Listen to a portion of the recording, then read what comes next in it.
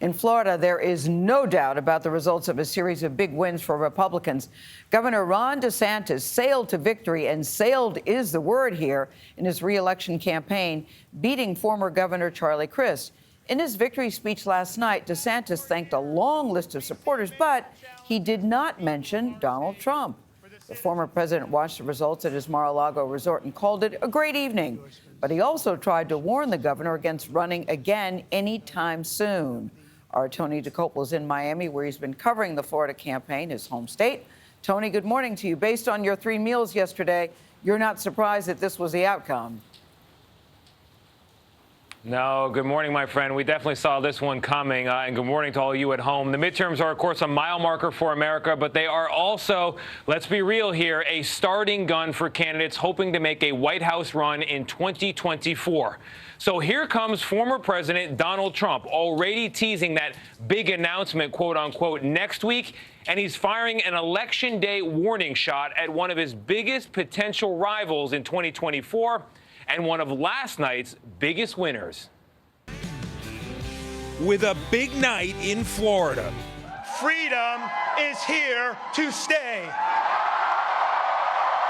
And a double-digit win over Democrat Charlie Crist. We not only won election, we have rewritten the political map.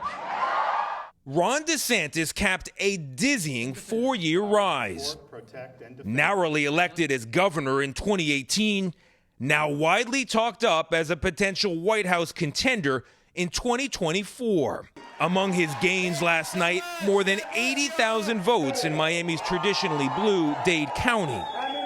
And compared to 4 years ago, he picked up voters statewide in nearly every demographic, including women and Latino voters, a group he lost by 10 points last time.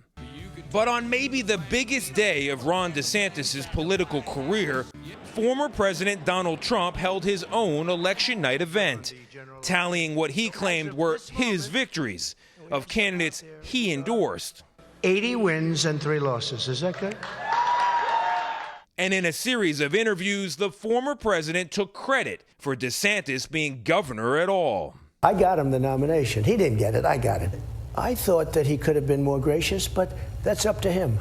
In comments to the Wall Street Journal, he also called a possible DeSantis White House run a mistake. And then a warning. If he did run, I will tell you things about him that won't be very flattering. I know more about him than anybody other than perhaps his wife, who is really running his campaign.